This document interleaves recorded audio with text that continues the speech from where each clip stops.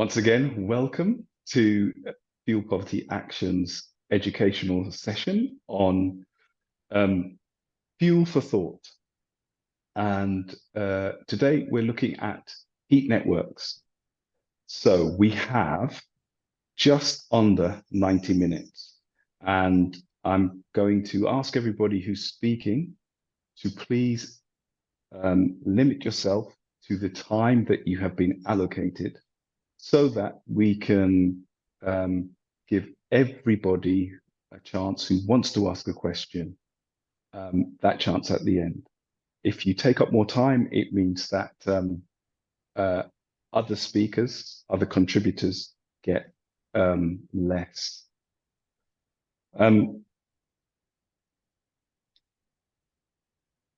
As Amal said before, we have, hopefully, 4 guest speakers appearing. My name is Joseph Jones. I'm your guest host for today's session. This is what I'm going to say about myself. I'm a council tenant. I live in Camden, and I live on an estate with a heat network. I've worked for London Tenants Federation now for nearly 2 years, and I've been involved in social housing activism for roughly 20 years, pretty much the length of time that I've been living in Camden. London Tenants Federation, LTF, is a charity that seeks to build strong social housing tenant voices in London and supports tenants in influencing local, regional, and national policy. Fuel Poverty Action, of which I am also a member, is a group of ordinary people fed up with being robbed by greedy energy companies through spiraling bills and rip-off prepayment meters. Fuel Poverty Action campaigns to protect people from fuel poverty. We challenge rip-off energy companies and unfair policies that leave people to endure cold homes, and we take action for warm, well-insulated, and clean and affordable energy under the control of people and communities, not private companies. Fuel for Thought is our space to share research and lived experience, tackle lies, and clear up confusion on fuel poverty and climate change as we ask and answer questions with experts and activists and campaigners. LTF and FPA are supporting Lambeth residents in their campaign against eviction threats from Lambeth Council for the inability to pay Lambeth's heat and hot water charges, which shot up by over 350% last year. So that's not including rent, that's just heat and hot water charges. So I would like to introduce Ruth London to begin the session. Ruth, over to you.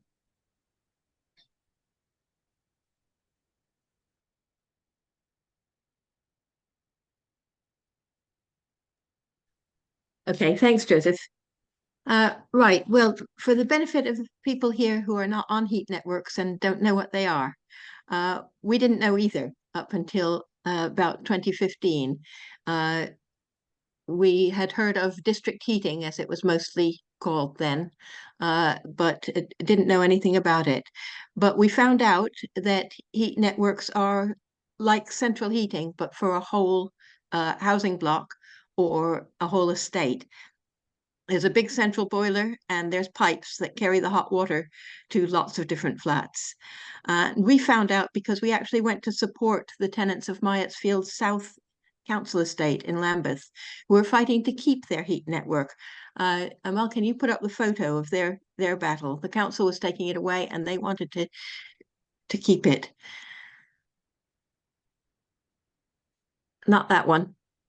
The one at the bottom, the very bottom there. Okay, it says we all for communal heating, stop fuel poverty. And they lost that fight, but it introduced us to the whole issue. We also found that heat networks are being promoted as green.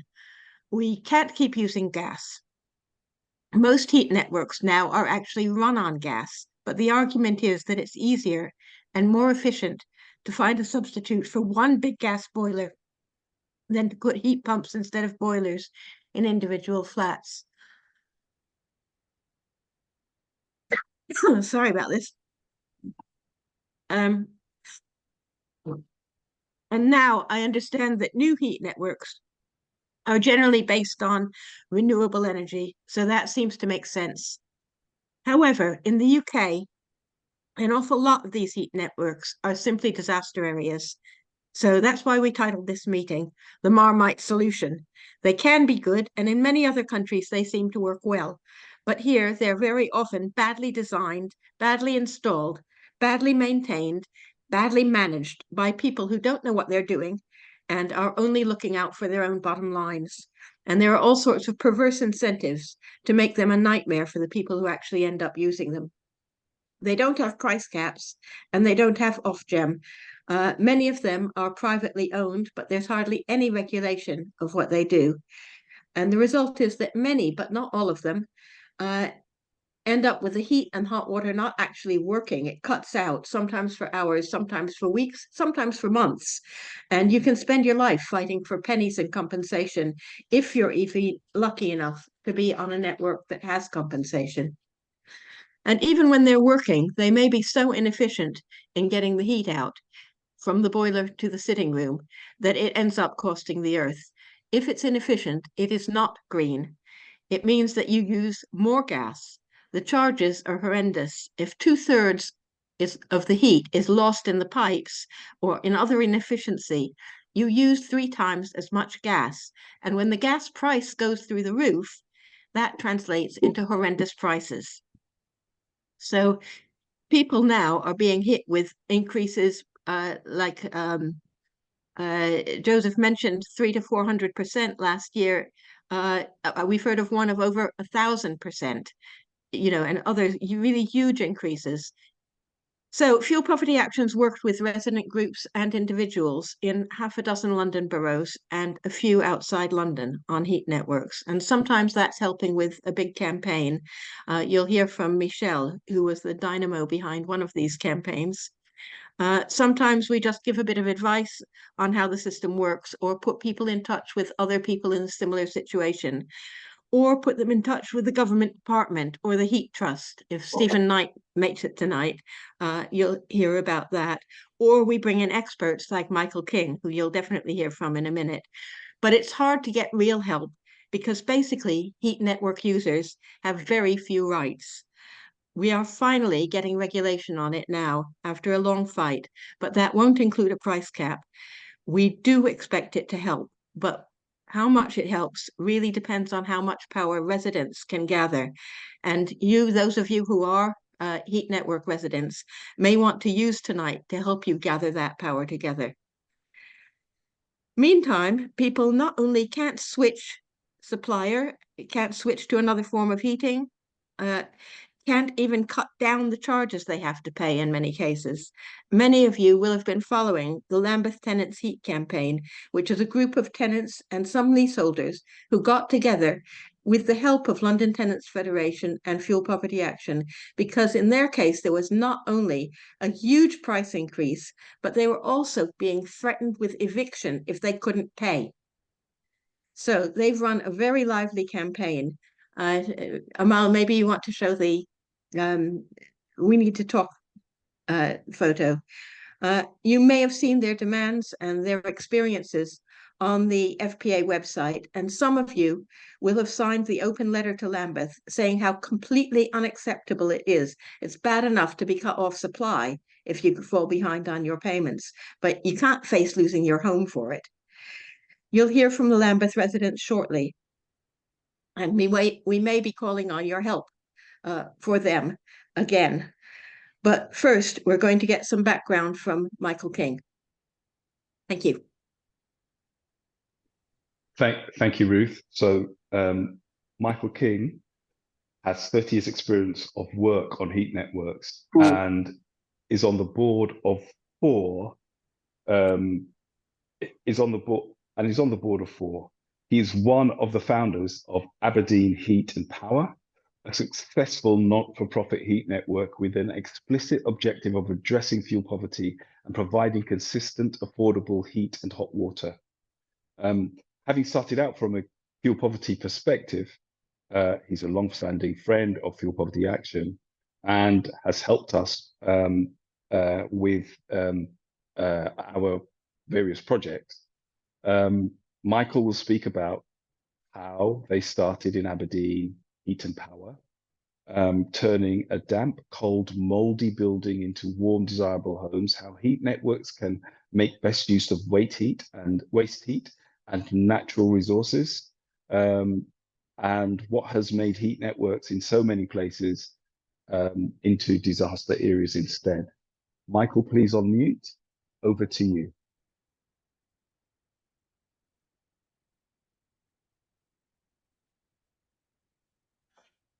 Right. Can you hear me? Yes. Okay. Thanks, Joseph. After such a scorching introduction from Ruth, is that I'm almost about to say is that I'm an advocate of heat networks. This is who I am. Amal, if you can go into the next slide. I hate people who blow their own trumpets, and so I hope you won't take this as. But I've got.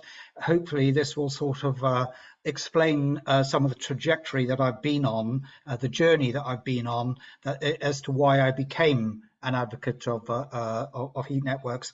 I started my career at Help the Aged. I was there 13 years, and in the latter half of it is that I set up their information department. I was just sat at a desk and given a bunch of letters and some manuals and told to answer them. And after doing so for a little while, I realized that they all were kind of fairly generic. They were all about the same questions. And so instead of answering individual letters, I started producing leaflets on each particular topic. And that kind of built up, and eventually realized I could get them sponsored, and then set up a free phone number. And that had to have a database and a retrieval mechanism, all of which before kind of you could buy these things off the peg. So we had to do it ourselves, and it was very exciting. But generally, the information products streams were about things such as health, about financial management, including claiming your benefits, pensions, running a budget, managing a lump sum, things of that nature. But one of them was about how to keep warm in winter, which is something that I didn't really know a great deal about. And so I kind of reached out and found this bunch of people involved in the National Right to Fuel campaign. And this was something that was set up back in the 1970s. And it was a bunch of local government officers, academics, and social justice campaigners from the Child Poverty Action Group, who had actually originally defined the term fuel poverty. And they were a great bunch of people to know, and I got involved with them. And so I became a member of the National Right to Fuel campaign, which in a way was, you could say, is a predecessor of fuel poverty action. Now, in 1993, I happened to visit an estate in East Birmingham in Stetchford, where there were two tower blocks on one side of a green, and on the far side there was a leisure centre. These tower blocks were what you would call a sink estate. People were trying to get out of it, posting notes, offering money to exchange for somewhere else in the city, high crime incidents within the blocks. And what they did is that they put in a CHP engine in the leisure centre to provide heat and power for the leisure centre, but they ran a couple of pipes under the green to these blocks. It wasn't the only thing they did. They kind of put in window replacement and also a concierge system. But when I went to visit, is that it was just such a warm, lovely place to be. And I don't mean just in terms of the temperature, I mean like the social aspects of it as well, because they had a system where people had to come down to the tenants room in the ground floor and get their tickets charged up from the concierge, and they all had a gossip there and a chat and things like that. And I was invited into that space. And one little lady told me that her annual bills were what her quarterly bills used to be. And that's when I had a Damascene moment. The light bulb went off, and I can realise that all over the north of England, the Midlands, there were power stations that were actually dumping heat, only 36% efficient. Most of the primary energy was going up the cooling towers in the form of heat. And at the same time, there were people that were freezing and dying as a result of the lack of heat. And the bit that was missing was the infrastructure to move it from where it was to where it was needed. And that was what a heat network was. And that's why I still hold firm to that principle. As a result of that is that I started working with the Combined Heat and Power Association, which is the trade association, to actually promote this and campaign on it. And indeed is that I am responsible for a number of the pieces of legislation that kind of went through on this. At the same time is that one of those kind of instances where there was the previous chair of the National Right to Fuel campaign resigned suddenly, and in 30 seconds before I knew what had happened is that I had been proposed and seconded and became chair of the campaign. So but through that is that in a kind of fraternal way, the fuel poverty campaign in Scotland, Energy Action Scotland, invited me onto their board. And I used to kind of go to their conferences, and we'd actually kind of meet all these people, including a whole bunch from Aberdeen, and we'd sit in the bar afterwards and talk about how we were going to solve all the world's problems. But in a way, is that is how I kind of got to meet them and became involved in Aberdeen Heat and Power. In a way, it's an explanation also because I am a Londoner, and why the hell am I involved in the project, the northeast of Scotland? And most people, when I do these presentations, assume that I'm sitting in Scotland, but I'm not. I'm sitting in Stoke Newington. So, but based on this, is I then become non-executive director of 3 other local heat network companies. So, Amal, the next slide. Yep. Next slide. So the background to the establishment of Aberdeen Heat and Power was in 1999. The council adopted an affordable warmth strategy, which determined that they were going to invest in their least efficient properties. And the least efficient properties were found to be these high rises, and they had 59 of them, a lot of them like built in clusters, as you see there. That is the Seaton clusters facing onto the North Sea, so it's going to very, very cold. They were heated with night storage heaters, which were pretty ineffective, and 70% of the people in them were in fuel poverty. We commissioned a study, or the council commissioned a study, found out that that heat networks were proposed as a solution, but they didn't have the means or the technical capability in-house to be able to do it. So they established this not-for-profit Aberdeen Heat and Power to deliver heat networks in these blocks. But it was set out with a specific purpose of delivering affordable warmth, developing these projects, and reducing the council's carbon footprint. Next slide, please. So the governance of it is that it has a board of voluntary directors who come from a diverse range of backgrounds, bringing in a kind of a diversity of skills. 2 seats are reserved on the board for councillors, and we actually were set up under a Labour administration, and ever since then we've actually tried to keep it, stop being a political football by having every kind of party involved in it, and successfully have done so. We don't actually deliver the activities ourselves. Those are contracted out to external specialists. So that is design, installation, maintenance, and financial management. And I'd just like to kind of comment on maintenance, because that is contracted out to local contractors. And we have a reporting system when kind of people can call in if there's a fault, if there's an outage, and the contractors are actually linked into that. And we find out that sometimes when there is an outage, some kind of problem, that in fact the contractors know about it before we do, because they seem to like get up at 5 o'clock in the morning, and when we turn up at the office at 7 o'clock, we find that they're already on site because they picked it up and they've got down there. And when we have a problem, generally it's actually like sorted out by about lunchtime. Now, it's a not-for-profit company for council and residential customers, but we also started connecting in commercial customers and others. And so we set up a wholly owned for-profit subsidiary, which all those kind of contracts go through. The profits that they make then come back to the parent company, Aberdeen Heat and Power, for us to kind of benefit from. So next slide, please.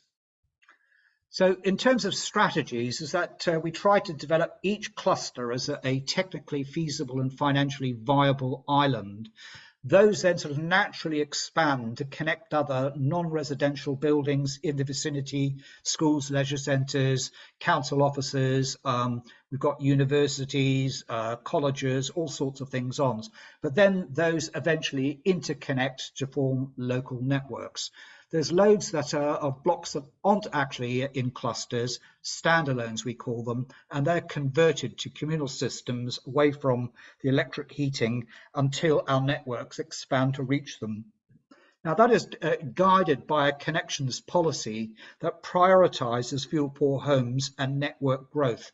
Is that most kind of commercial developers will look at something, and if it actually kind of doesn't give them a 10% return, they won't do it.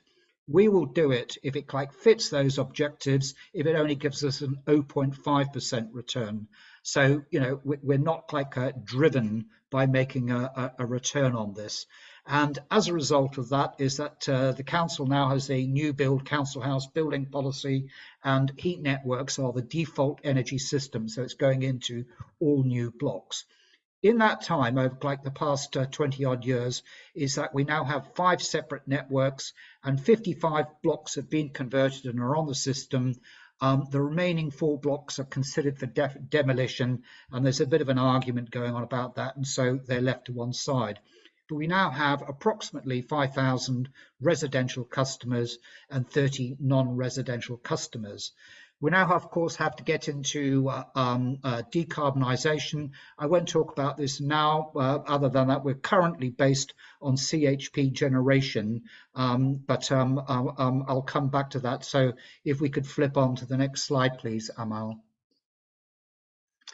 So this is the decarbonisation pathway that I was talking about, is that we have to decarbonise, and gas-fired CHP is running on gas, and so it's fossil fuel, and we have to move away from that. Fortunately, is that the city is actually building a large energy from waste plant in the city, and there is also a large fish processing plant that actually is dumping a whole load of heat, waste heat from their kind of industrial processes, which is down right next door to where the energy from waste plant is being developed. So we're trying to kind of connect into that. And as you can see, is that we've got a strategy that will reduce down to pretty much zero carbon by 2030. So next slide. So in terms of the finances, is that in order to like get set up, is that we needed to like lean on the council a bit, and they actually like paid an availability charge for the first project in Stockett Hill, and that actually like gave us a fixed sum of money. It was £215,000 per annum for 10 years. And that enabled us to like go to the bank and borrow the money in order to be able to actually have the capex, the capital expenditure, to deliver the project. You can't do that now because subsidy control or state aid rules have actually like excluded that, but we were able to do it at the time.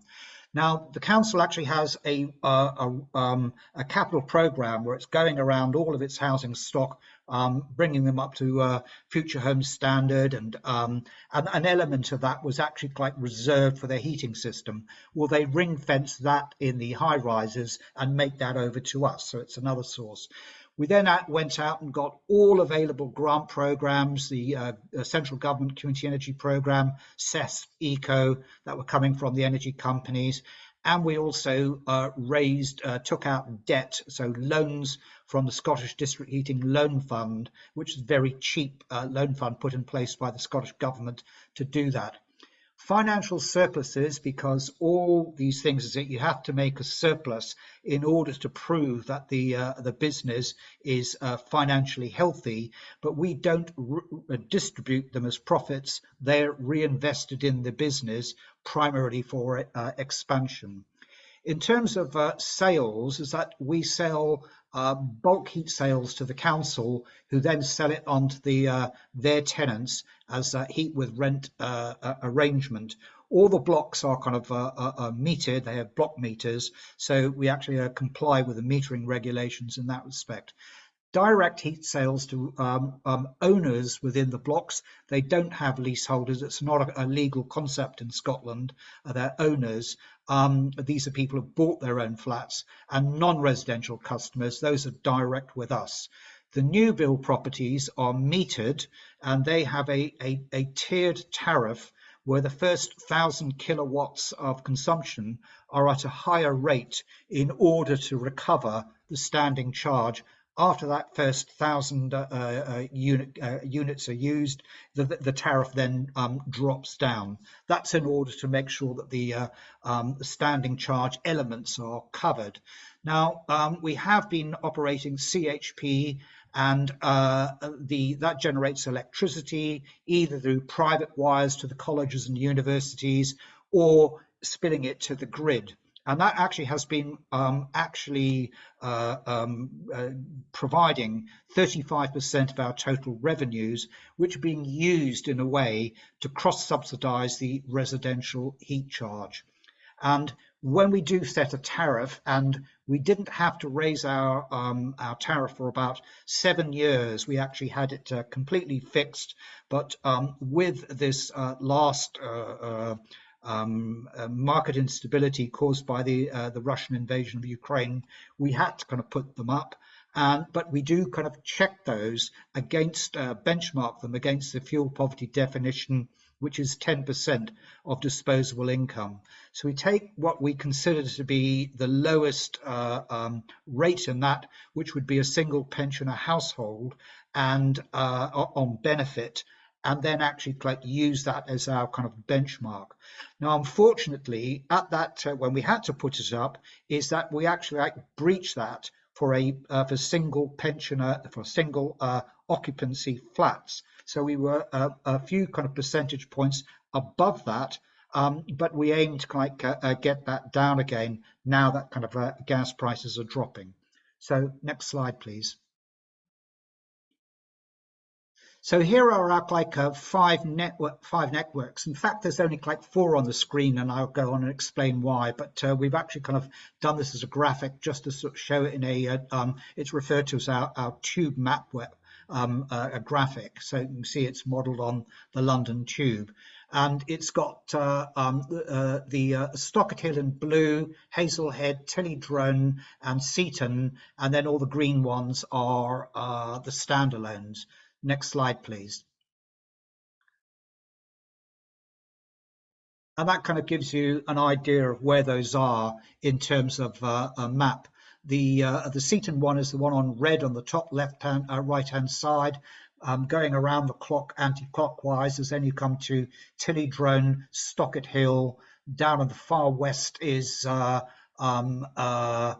Hazelhead, and the fifth one, which wasn't on the previous one, is south of the river, and that is Torry. And that kind of green blob down there at the bottom is where the energy from waste plant is being built. And we actually are currently got consultants looking at the connection across the river into the north of the city to see how much that will cost, because it's going to be beyond our financial capability. So we want to know how much it's going to cost so we can seek a grant from the Scottish Government. The blue blobs is where, or the blue kind of areas, is where new housing is going to go in, and that will all be on a heat network, as I explained a bit earlier. So next slide. So, really addressing like the points that some of you have raised before, is that why is it that these heat networks in the UK are in such poor condition? Well, most of them were built as part of the post-war reconstruction between 1950 and 1970. It was a rapid era of construction, and that was across the piece. Poor quality design and build, but it included the heat networks that were built as part of that. Most of those were owned by local authority housing departments, and this was actually part of the problem, because in local authorities you have housing management that actually like deals with the residents, lettings, all of that sort of stuff like that. You then have housing assets, which actually looks after the buildings, and as an adjunct to that is that they have energy. So, you know, you're like 2 steps away from where the core of the housing department was. And so the people that were actually in charge of the housing departments were not not engineers. They didn't understand the technology, and consequently is that there was poor management. Particularly is that these things need to be maintained. Like any engine in your car, if you don't maintain it, it's going to break down, and you've got to maintain it. But whenever there was a crisis in the housing department, a budget crisis, they raided the budget for the heat network, the maintenance budget. So consequently, these things cumulatively actually, you know, started to decline. Additionally, is that the design life of a heat network is 50 years. And at 50 years, seeing these things were built during the 50s to 70s, they all need replacing around about now and need substantial investment, refurbishment. But nevertheless, the government has recognised them as essential for decarbonisation. So they're actually quite part of the government strategy. So next slide. So learning from all of that experience is that what can I tell you is that the two success factors really is that to have a kind of focused management. So instead of actually having this thing where you're kind of 2 steps away from where the real action is, you need to have something that is self-contained and focused on delivering customer objectives: affordability, reliability, controllability, and transparency.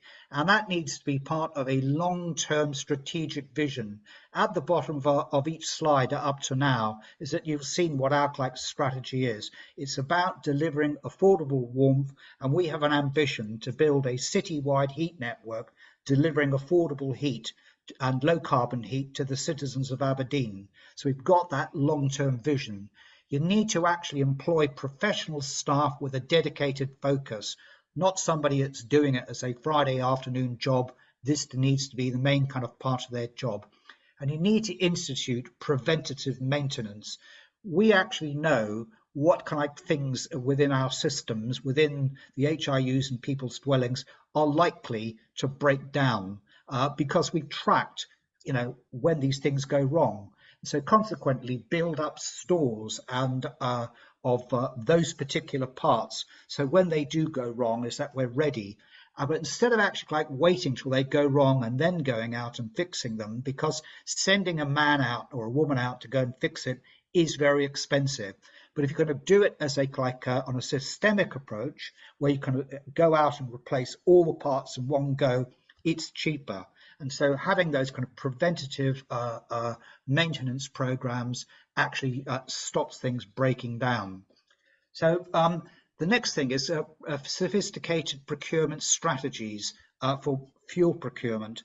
The problem with a lot of these smaller housing association and some local authority ones is they enter into a 2-year contract with a gas supplier and don't think about it until that comes to an end.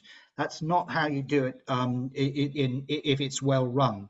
You actually build up, you purchase ahead. So 2 years ahead, you're buying gas for a particular quarter, and you buy a little bit at a time until you actually build up, until you've got the whole lot.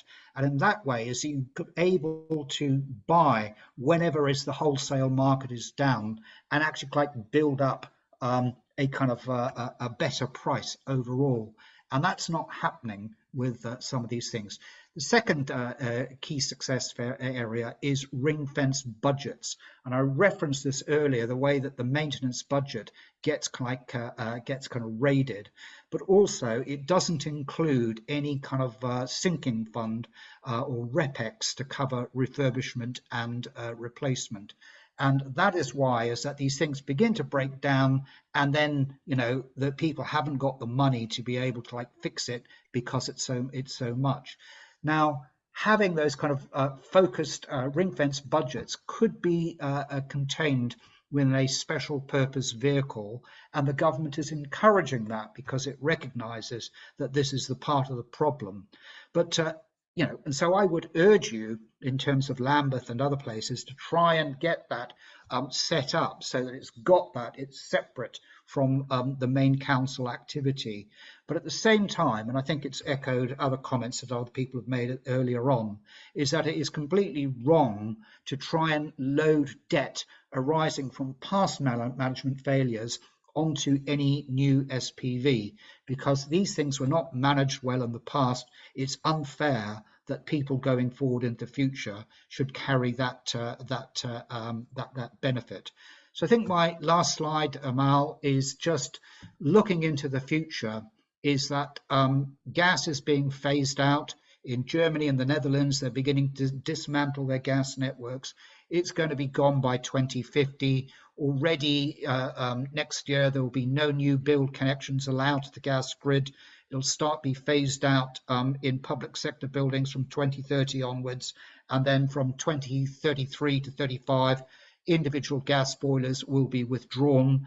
The gas won't be in the grid because there won't be any customer supply. So, one needs to move on to the next thing. And heat networks provide an easy way of accessing waste heat, but also using things such as fuel pumps more efficiently. You can do that more efficiently at scale than you can do on individual building level.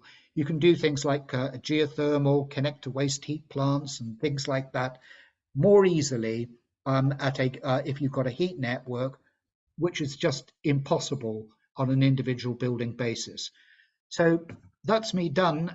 Next slide. And I'd just like to thank you all for listening to me. Thank you very much, Michael. Joseph, I hope I haven't taken up too much time. We'll see as we go along. Thank you again. The next person that I have down is Michelle. Michelle, good. You're ready. You're muted. Hello. I don't Can you hear me? Yes, yeah. I don't have any info for you, so maybe you might want to just introduce yourself to the group and then get going. Over to you, Michelle. Yeah, hi everyone. And I've got 5 minutes, so I'm going to try and keep it as much to the point as I can, let you know about my experiences over here. So yeah, my name's Michelle and I'm a Peabody tenant in Tower Hamlets. I moved in here 4 years ago from another housing association. And from the moment I moved into the property, I had no idea, by the way, that there was a heat network.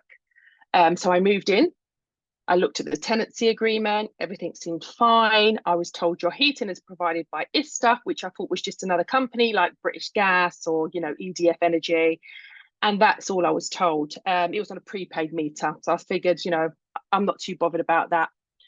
When I moved in, the next day, I realized that, I kind of topped up my meter and then there was no heating. So I realized that it was actually taking about £10 a day just for hot water alone. I didn't realize what was going on. I tried to change my tariff to British Gas because I was on a dual fuel previously to save money on my tariff. It was only then that British Gas was kind of looking for me. They was like, we can't find you anywhere. And I finally got through to the housing association. And that's when I was told you cannot change. They didn't give me any explanation of how the heating's set up, why it's set up, or that I couldn't change my tariff. So they was charging us 13 pence kilowatt an hour, which I'd come from a property where I was paying 3.7 pence, roughly about 3 pence. So you can imagine it's like 4 to 5 times more than what I was previously paying. They then tried to tell me that it was more efficient because it was a price for heat and not a price for gas. And I said, it doesn't matter. When I turn on those taps for hot water and when I switch on my heating, it's still taking the same amount of money for that period of time. I've only really found out in the last year what's actually been happening and how it's set up and how it works. So going forward from that, I made complaint after complaint to Peabody, who kind of dismissed it and said, your heat has got nothing to do with us. The whole estate, because, you know, we are Peabody tenants, but we also have leaseholders here as well that was going through a similar thing. And then it went up to 40 pence kilowatt an hour in the October the following year. And then last year it went up to 69 pence per kilowatt. So it was literally almost taking £20 a day just for hot water. So I've been fighting this for 4 years, complaint after complaint with Peabody. And Peabody didn't even know the way it works, to be honest with you. My tenancy agreement, under the special conditions where it's supposed to tell you about an estate management company or special terms for heating, it's left blank. So I'm now fighting. I've gone to the housing ombudsman because, as far as I don't know if this kind of happened to similar people, but you have to make it clear to a tenant before they move in or before they accept the tenancy agreement of the conditions they're going to be moving into, because it affects my affordability. And it's an affordable home, so the rents are not cheap. The rents are sky high. And now I've got this additional bill of the heating and hot water. And all Peabody say to me is, I'm sorry, but the fuel's got nothing to do with us. And I said, it's got everything to do with you, because now I'm stuck. I'm in this property with my 4 children. I cannot move out. I asked them to put me back onto the housing register so I could bid for a different property. They said, no, you can't, because you're not in need of a property anymore, because you have a property. They've taken no responsibility. I met with the managing director of the North East, Tracy Packer of Peabody, had a face-to-face conversation with her about six months ago. And basically she said, sorry, there's nothing we can do. We'll make sure it doesn't happen again in the future, and we let people know what they're moving into. So the way it's set up here, because I know I've got 5 minutes, so I just want to give you the current situation and what I know. So at the moment, we're paying 20 pence per kilowatt for hot water, with a daily standing charge of 43 pence. What I've subsequently found out is the estate management company are the ones that procure the fuel for us. And I've had a major fight with them. I've asked them for the procurement documents because I'm qualified in procurement and supply chain management. So I've asked them for those details. They didn't provide me with those details. I finally got some details from my estate management company, who's KFH. And I don't think they were supposed to send it to me, but they did anyway. But they showed me the procurement documents, and it explained that the estate management company who runs my development have not got good credit. So because they haven't got good credit, apparently they went out to market, and you know, this is the private sector market. I've worked in public procurement, so we've got regulations, you know, to follow, but which they don't have in the public sector. But they went to about 6 different suppliers, including British Gas. And on the list that I was given by the estate management company, it said declined, bad credit, declined, bad credit. So all of the cheaper fuel prices that we could have got, they was declined because the estate management company do not have any good credit. Okay, so what happened is Crown Gas and Power, I think that's where they purchased their gas from. Now, I'm not being funny, and coming from a resident, my argument was, who is checking? There's no regulation. There could be collusion going on in these estates left, right, and centre, because there's no saying that somebody can't set up their own gas company, buy the gas for pennies, and sell it to us on a higher rate, and say, oh, this is the only gas that we could buy. You know, it was challenged. You know, the directors of the estate management company, they was like, no, that's not the case. I'm like, I have the document here from your estate management company that says that you was declined from all these different companies to buy the heat. Now, you've purchased this heat for us. For starters, my consumer rights are out the window. I cannot switch. I'm basically in a situation, we are basically in a situation where we have to pay whatever they're charging us. Now, in October, I'm paying 20 pence per kilowatt at the moment, which is a price which is converted into a heat price. Apparently they get it for cheaper, but then they have to convert it to a heat price for the district heating system. And my argument is, how do I know in October? Because every year it changes. I mean, 1 minute it's low. When it was we had a kind of government discount because of the pandemic and cost of living. That's out of the window now. Then it goes high. 69 pence I was paying last year. It was an absolute nightmare. Michelle, And yep. Michelle. Yep. We get the idea. We really do get the idea. I'm going to cut it off now. So anyway, so that's the situation at the moment. I'm with the Housing Ombudsman because I think housing associations need to take responsibility for this. They need to be honest and open and give people the choice of whether they accept the tenancy or not. So that's the situation at the moment. And I'll keep you updated as things progress. And I probably will have to go to court in the end. Thank you. Thank you so much, Michelle. I'm going to move on now to Aida Haile, a single mum and tenant of Wedgwood House. She's part of the Lambeth Tenants Heat campaign, and Lambeth has threatened her with eviction due to increase in heat and hot water bills. Aida, if you could unmute so that you're ready. She says the stress on her is really on her, but it also affects her son. Aida, over to you.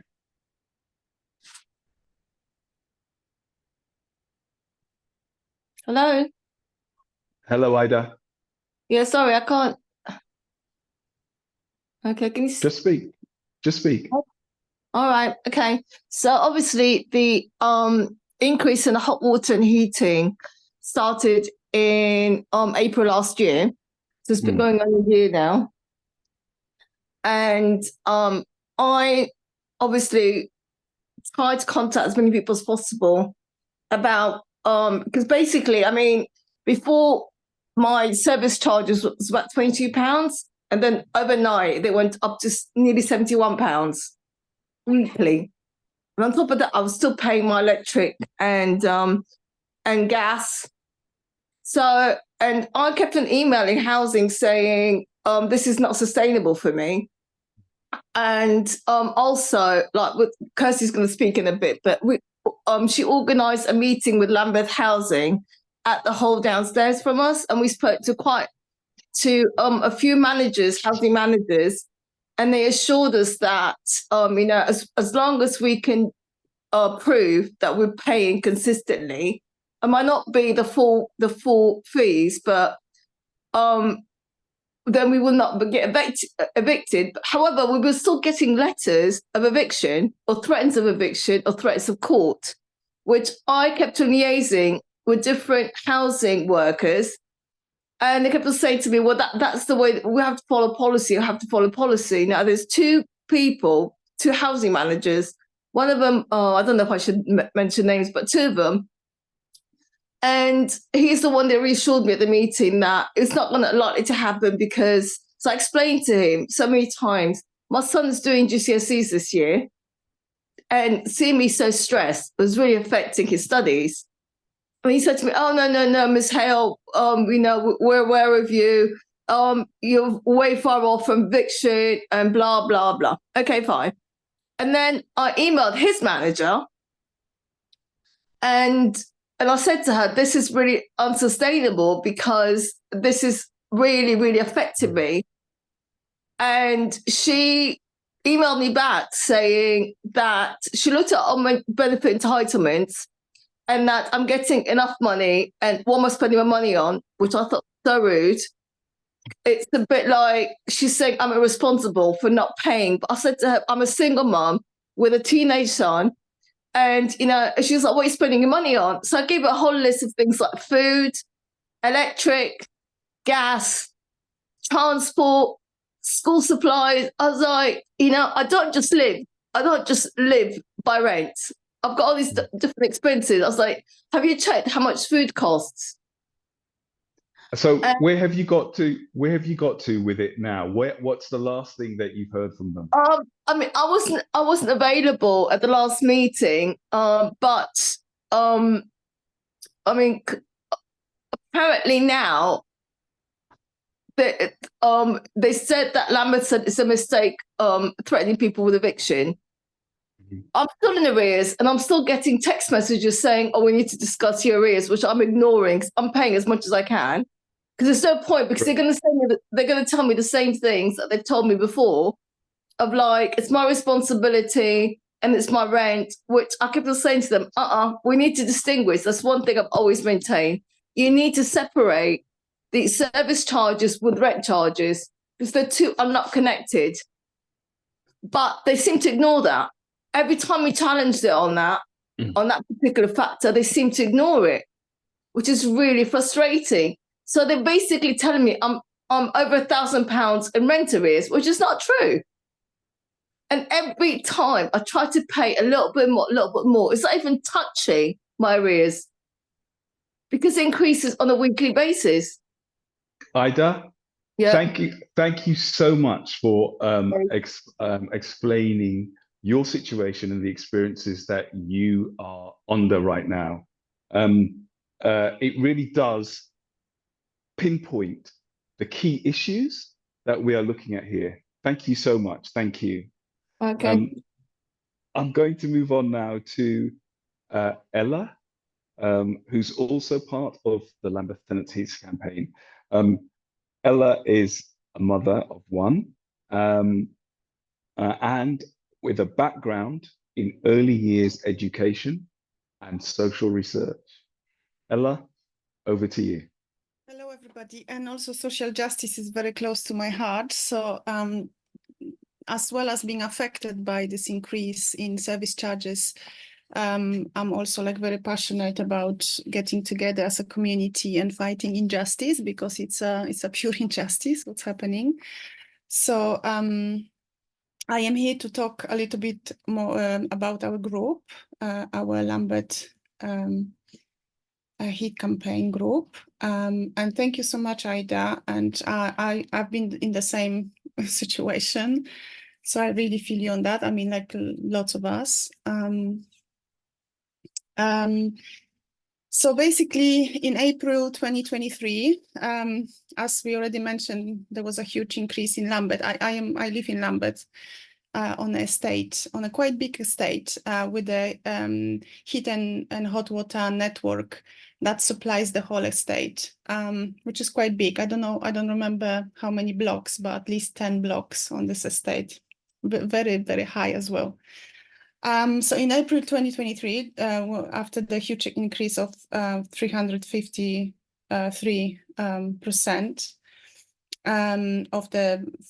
in the cost of hot water and service charges, well, obviously, like as we know, it left lots of people paying over £80 a week for heating and hot water alone.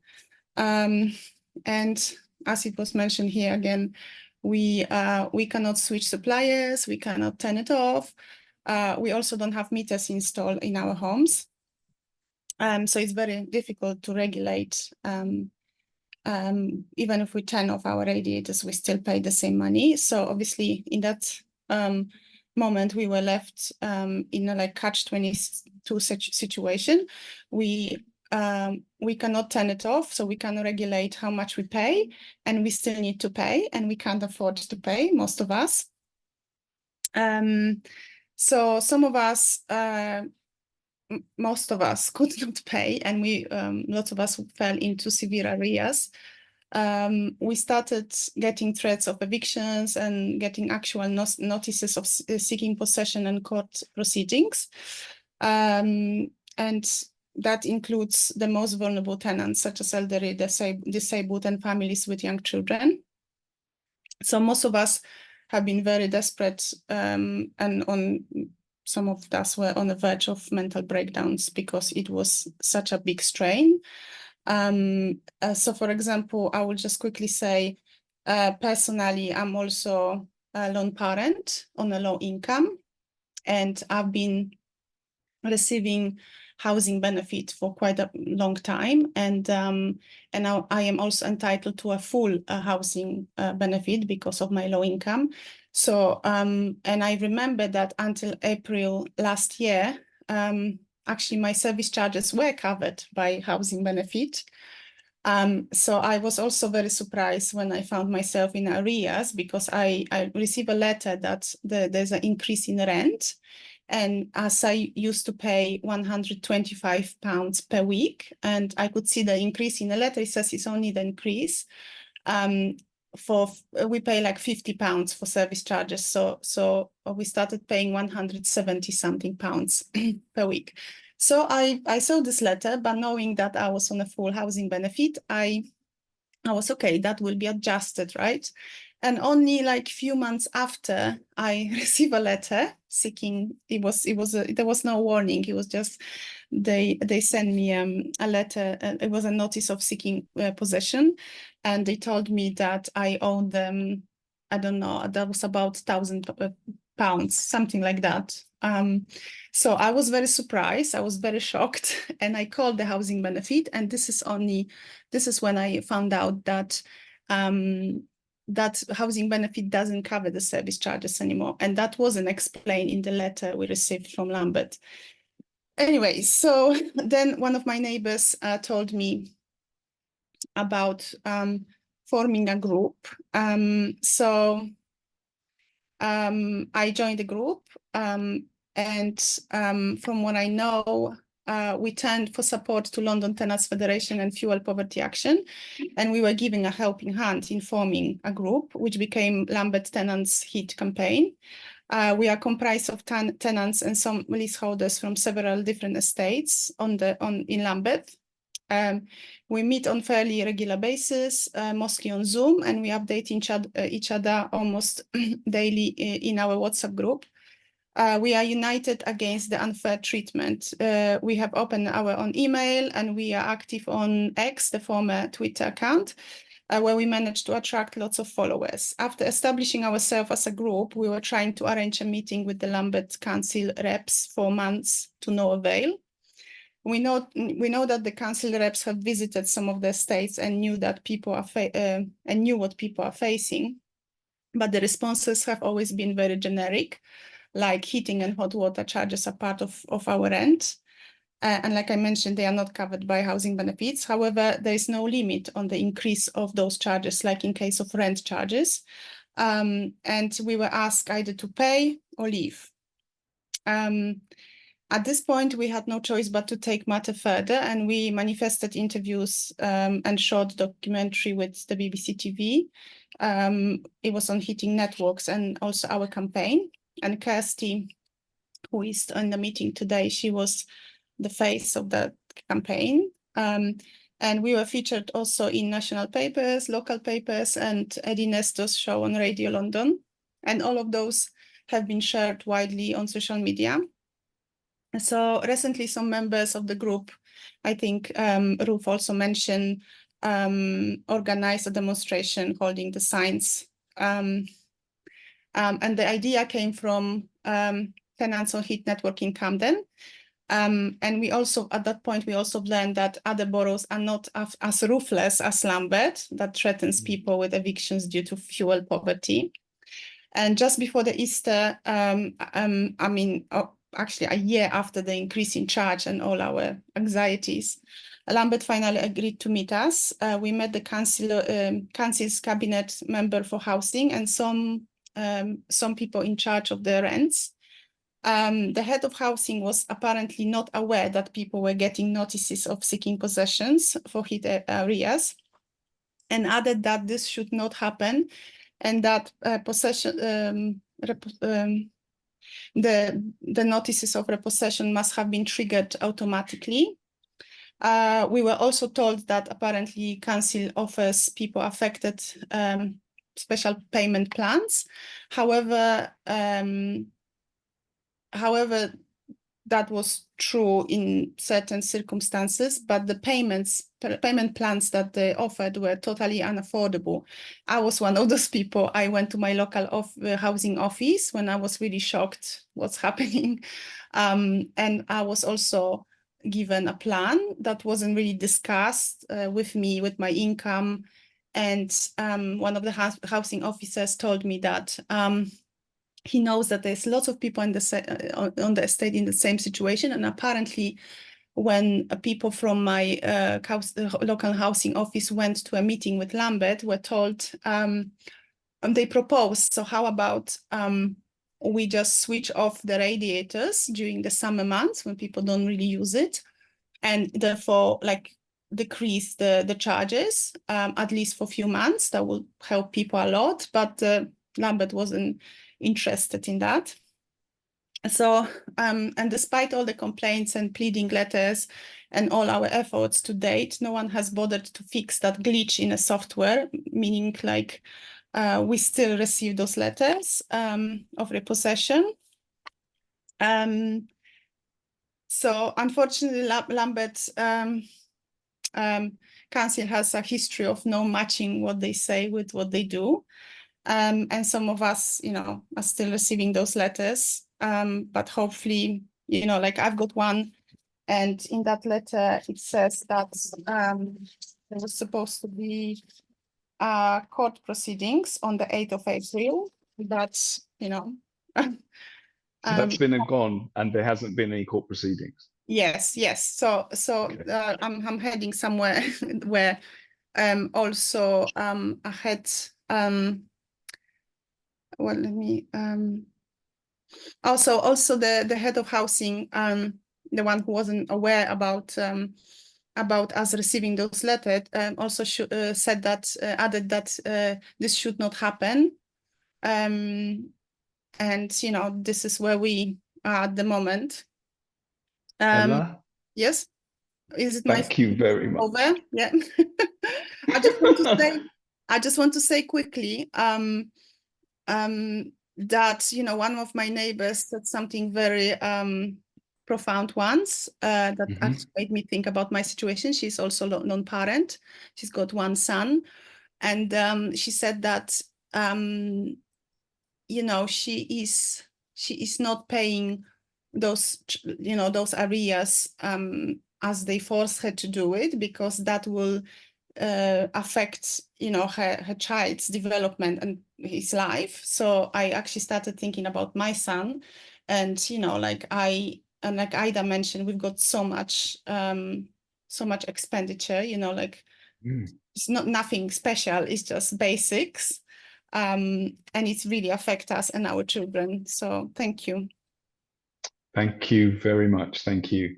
Okay, we are going to move into our next stage, the second part of the session, where we're going to open up so that you can ask questions or make comments. And I can see that a hand is already up. If you would like to contribute, if you look to the bottom right of your screen, there should be 3 dots. If you click on the dot, you should be able to raise your hand, or if not, then it should be, where's mine? Yes, it should be there. It should be there. Okay, so first hand that I saw was Lena from Lambeth. Lena.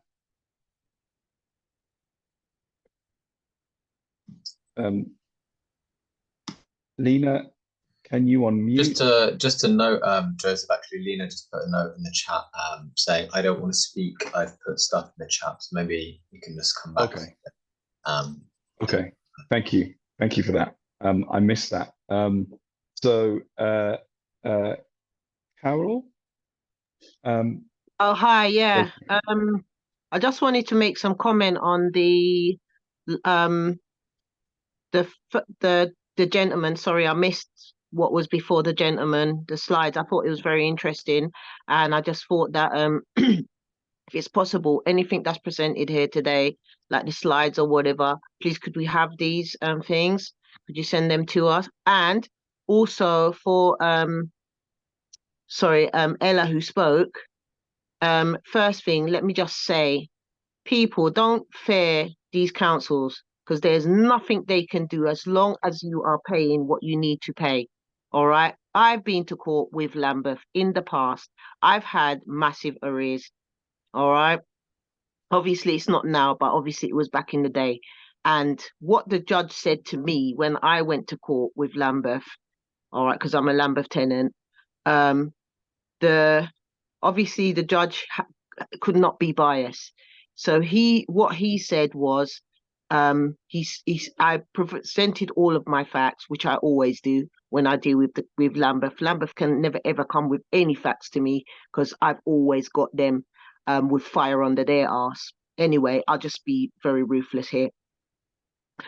And once they looked at everything and they said, well, this woman is on low income. She has been communicating with you. She has been paying these payments on a regular basis. What more do you expecting her to do? Why did you waste our time to come to court in the first place? This has been a wasted journey. So, and also on that, guys, I also want to say, there is no way Lambeth rent team, they think that they're judge and jury. They're not.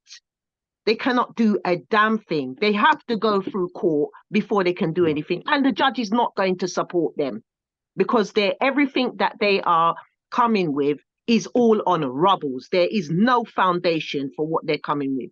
How can you incur, I'm just going to say quickly, how can you incur arrears on a rent, on an account, and then try and justify that people pay? It doesn't make any sense. And particularly when people are on low income and they are making concerted efforts to ensure that they make regular payments for what they can pay from their income. I just wanted to say there.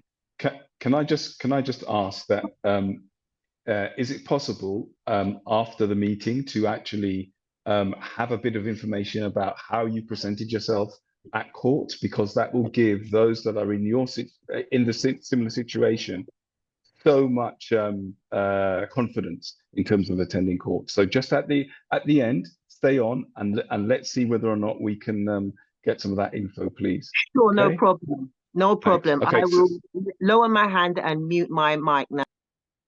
Okay, so I'm going to go to Stephen Knight. Hi, Stephen. And then I'm going to read out what Lena has written in the chat.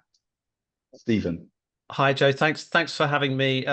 So I'm Stephen Knight, and I run Heat Trust, which is the national consumer champion for consumers on heat networks. And we also run a consumer protection scheme, which is sadly a voluntary scheme at the moment that heat suppliers can sign up to, which provides similar protections to domestic protections Ofgem provides to gas and electric customers.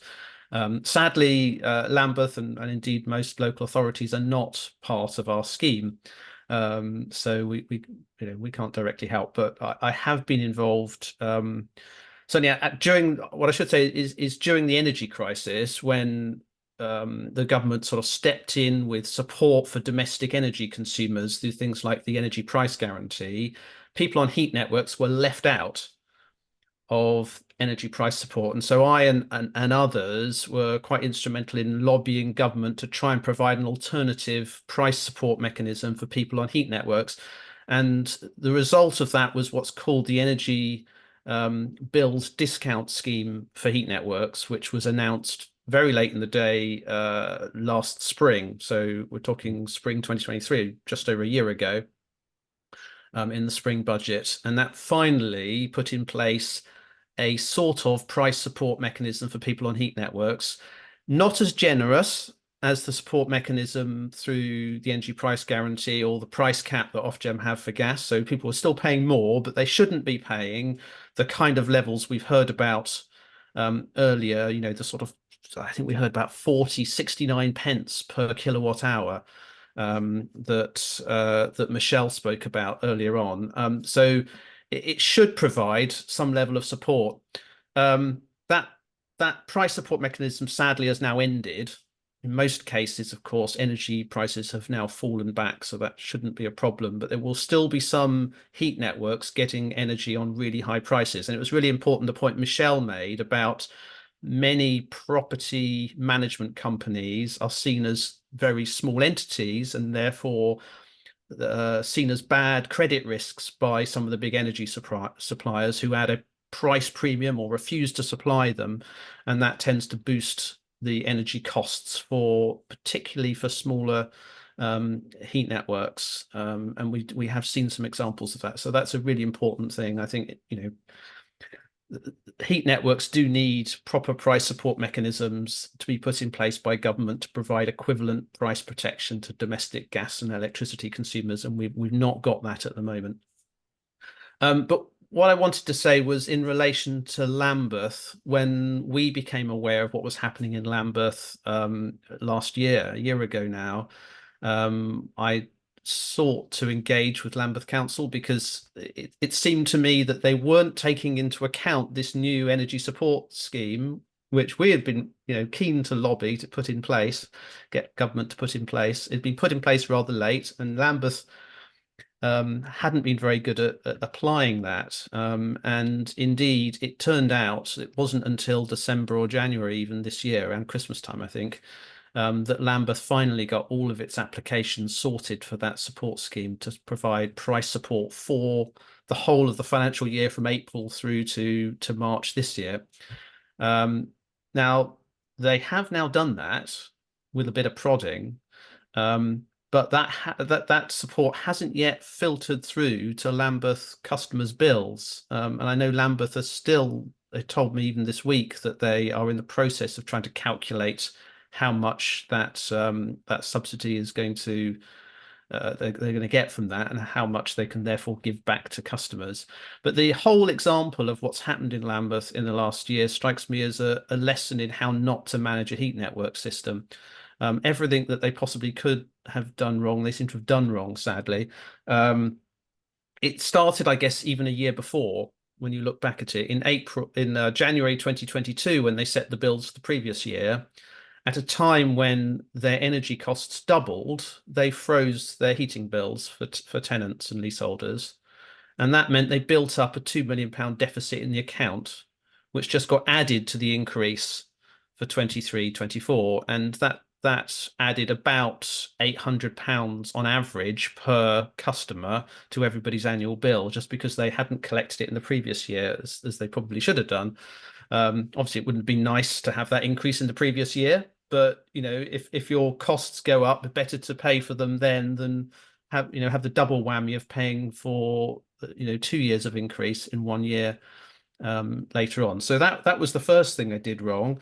Their whole gas procurement process, it turns out, is not very well thought through. And I think Michael King, I think, raised in his presentation earlier that many local authorities are not great at energy procurement, and I think certainly from what I've learned about Lambeth's, their focus was on getting price certainty rather than getting lowest price, and I think that needs to change.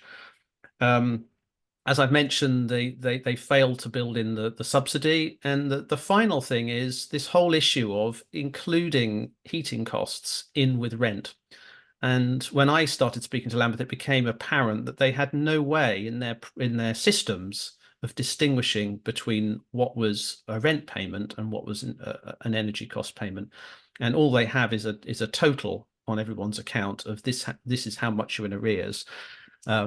And to an extent, I don't think it was clear that not everyone in Lambeth, certainly the councillors we spoke to, didn't really understand that, and they were making kind of promises, no one will be threatened with eviction for non-payment of heating. And then it was only when you questioned the officers who understood their systems, you got the answer, well, actually we can't do that because we can't separate out rent from heating costs. So I think one of the lessons that needs to be learned by Lambeth, and I suspect other councils as well, is they need to re-engineer their systems so that rent and heating costs are in separate accounts and can be treated very differently. So there is an issue. There is an issue for them with that. Were you just going to mention that? Not specifically on that, no. Did you want to? Yeah, so just let me. So the reason they will be very reluctant to do it, because we've had written communication from Lambeth saying that if they do separate the heating and hot water service charge from the rent, it means that it will be much harder for them to evict a tenant if the tenant is behind on their heating and hot water, but not on their rent. Yep. So they know they cannot take you to court if their heating and hot water is deemed service charge and not part of your rent. That's the reason why it's part of the rent. And no council I know of in London wants to actually separate those two. I think, yeah, I mean, I'm sure you're right, and that it would make it more difficult for them to collect arrears on heating. But I mean, you know, I think the reality is that they should not be treating heating costs as evictable debts. You know, there's no way they should be doing that. Now, I was just going to end with saying there were two bits of good news on the horizon. One, as I've said, is in theory, some of this government discount, EBDS, for the last financial year should be on its way to Lambeth tenants, which should offset some of the arrears. I don't know how much. Lambeth are still calculating it and they won't tell me. But in theory, that should be applied to people's accounts before long. The second bit of good news is that the government is planning to introduce proper regulation of heat supplies, and putting Ofgem in charge of being the regulator and essentially treating heat, the supply of heat, in the same way that the supply of gas and electricity is treated. So all heat suppliers will have to be authorised by Ofgem, and they'll have to abide by a whole suite of consumer protection rules.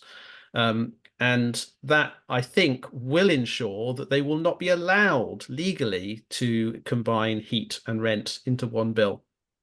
So even if it's an issue for them and they don't want to do it because it's convenient for them to be able to threaten eviction for non-payment of heating, I don't think Ofgem will allow that in a couple of years' time when regulations start to bite. So that's the good news. It's a couple of years away, but that should make the supply of heat much better. Part of the new rules that are coming in will also look at the performance technically of heat networks and force councils and others to invest in improving reliability and efficiency of heat networks. Because as Michael said, there's an awful lot of really bad heat networks out there, some of them very old, actually some of them quite new. Surprisingly, there's some really badly performing ones built in the last 10 years as well, even the last 5 years in some cases. Yeah, there are some people here that are actually on such a network. Yeah. The slight sting in the tail there is if you're a leaseholder, you might find you're facing some quite big bills for the remediation costs of all of the work that's needed to sort out really bad heat networks. And so one of the things we're trying to press government on at the moment is actually they and the construction or the development industry that built these homes need to put their hands in their pockets and avoid residents having to stump up, particularly if they're leaseholders, stump up huge amounts on top of what they're already paying for cladding and everything else going on in blocks. So there's some good news and potentially for leaseholders some other issues to think about in the future. Thank you. Okay, so Lena, I'm going to try and praise what Lena has said in the chat because I'm sure most people have had a chance to read it.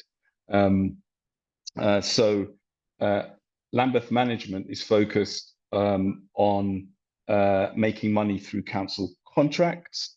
I'd be interested to know how much their 23-24 charges increased by. How were they impacted by the increase in gas charges? Are they now running at a deficit? Do they hold a reserve? Do charges include the maintenance of the boilers, etc.? Do they also use renewable energy? So those are the questions that Lena wanted to ask. Thank you, Lena. I'm going to hand over to Philippa unless there is anybody that wants to answer. Hello, Lena here. I was talking to Michael. Oh, yes. So it was asking the question of Michael. Thank you. Michael. You're on mute, Michael. In terms of the charges, that all the maintenance and everything like that is actually combined in the charge.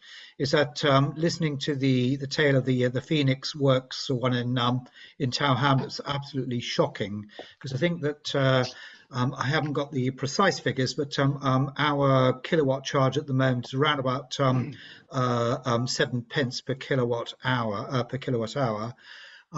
Previously is that our for the heat with rent block charge was working out at about £11 a week, whereas you were quoting, I think, about £20 a day.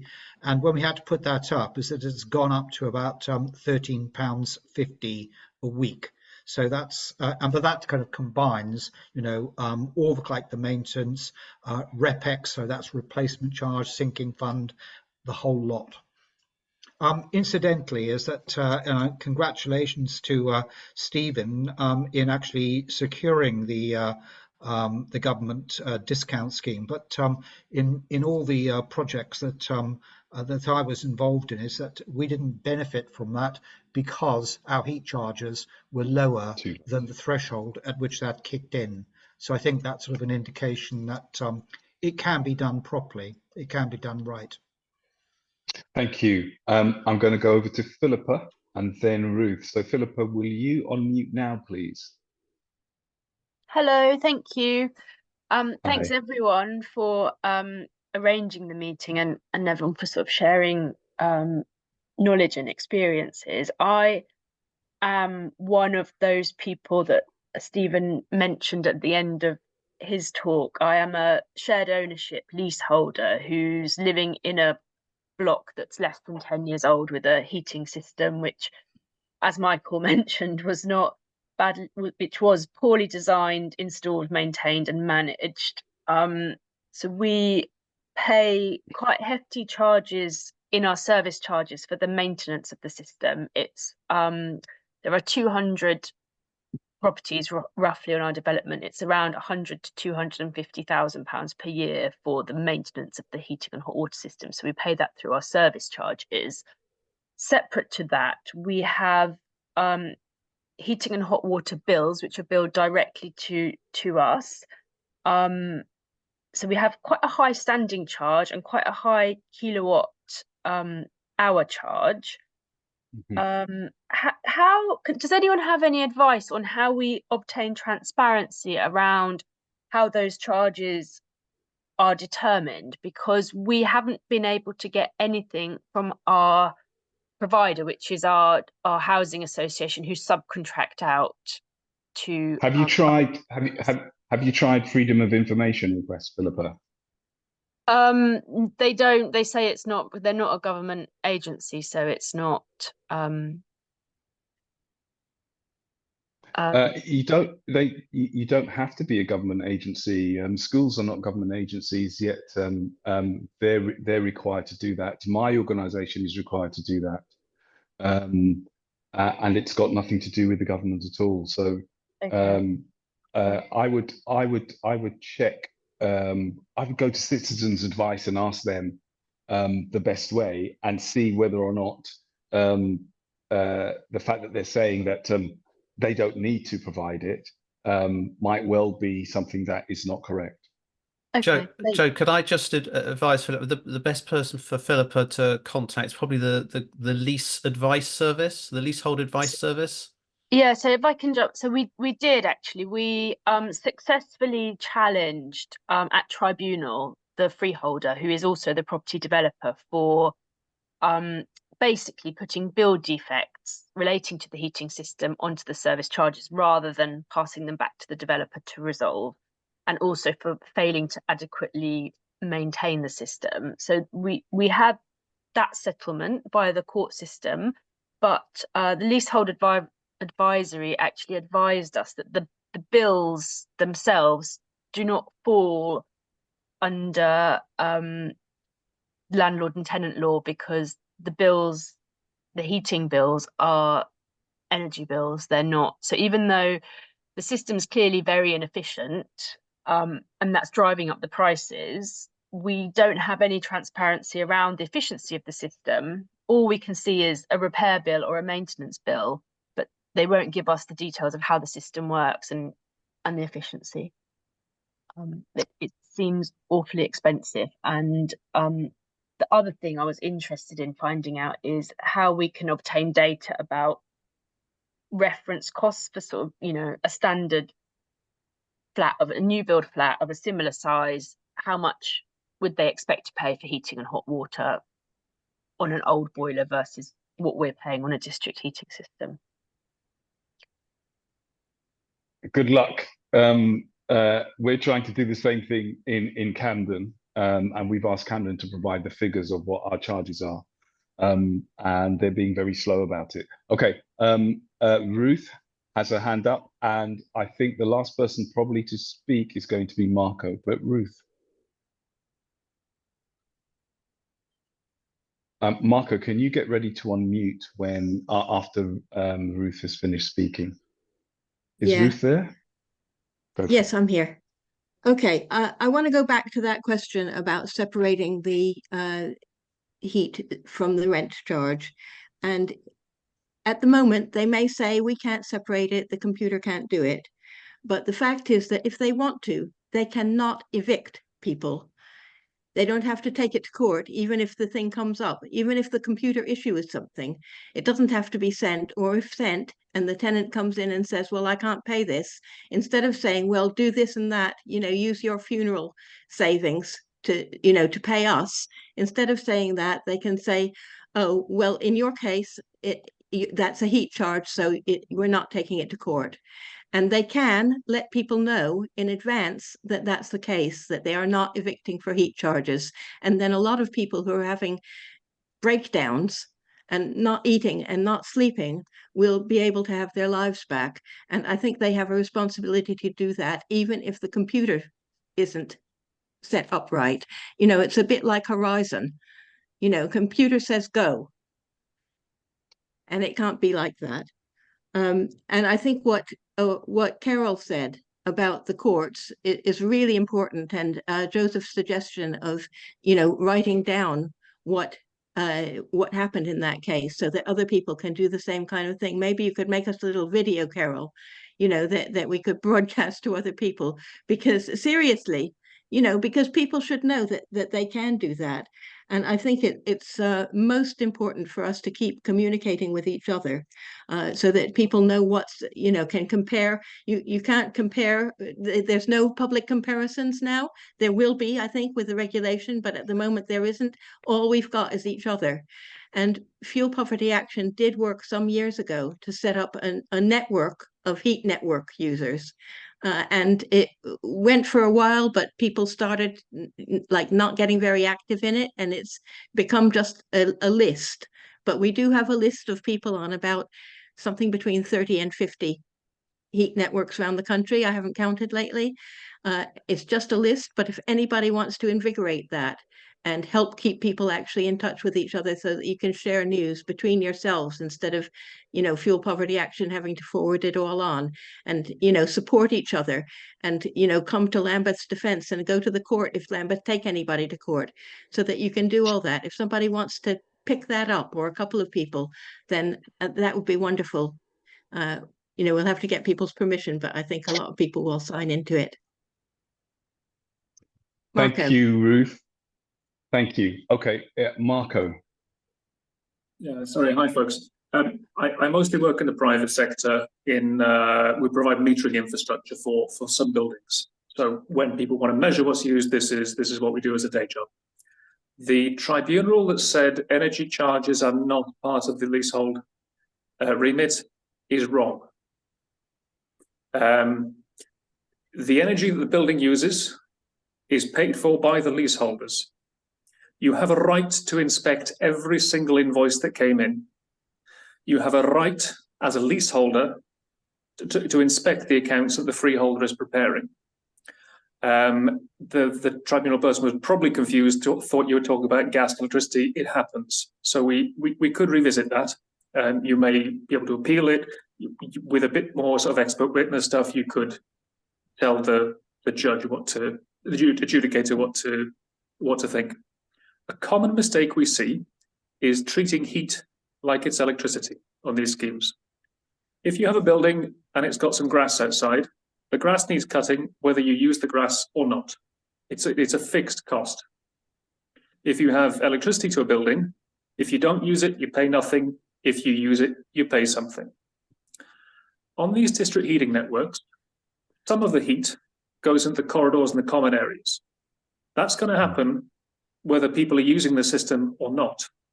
So that cost should be shared in the same way that cutting the grass costs are shared between the leaseholders. If there's 10 properties in the building, everybody pays a tenth.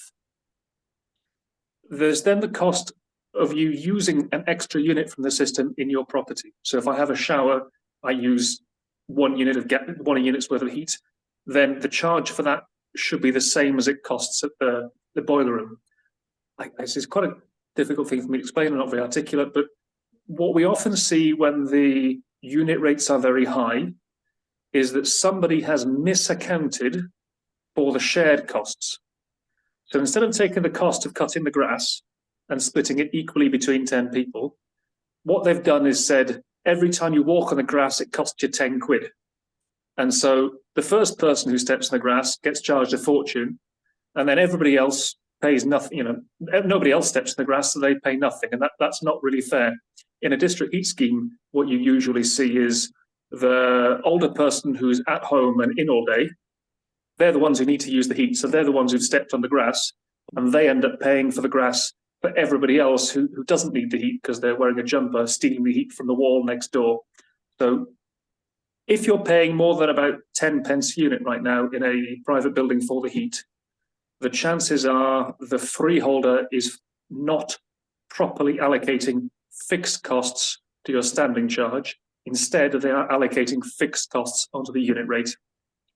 And you can, if there is a clause in the lease that says costs will be fairly apportioned, you can make the case that your costs are not being fairly apportioned if they're dividing it up that way, if they're treating it like electricity instead of treating it like grass. I don't want to take up everybody's time and try to explain that again. I could have thought about it more and prepared if I said I wasn't going to speak at all. So I apologise if that doesn't make sense. Hopefully it does make sense. Yeah, We thank can you. we can try and circulate it to heat network users. Thank you.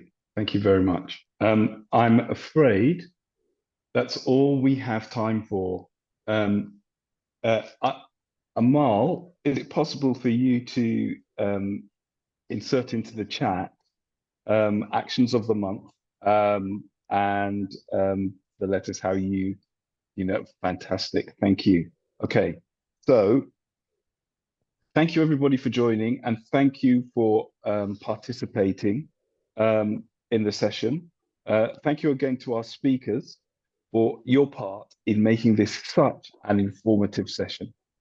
At Fuel Poverty Action, we are campaigning for every household to be guaranteed enough energy to cover needs like adequate heating, lighting, cooking, and access to medical or mobility aids through our Energy for All campaign. You can take action on fuel poverty using our Actions of the Month document, which is linked in the chat alongside the next Fuel for Thought event and the Fuel for Thought feedback form. Talking about the next Fuel for Thought event, I'm going to need some help here with this, guys, because there isn't a date on it. So so Joseph, yes, go thank you. Thank you for bringing that up. So yes, there is actually a date because it is the third Thursday of every month. Okay. So that will be the 17th of May, but we haven't quite figured out what it's going to be about yet. We're still talking about that. And we know the sort of general area that it's going to be, do we? No. It's Okay. still in conversation.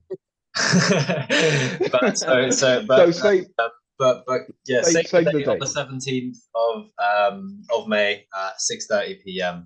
We'll be here talking about another subject very close to the heart of fuel poverty action. Okay, I'm going to say, Carol, hold on, and I'm going to say thank you to everybody. If you need to go, please do go. Thank you again.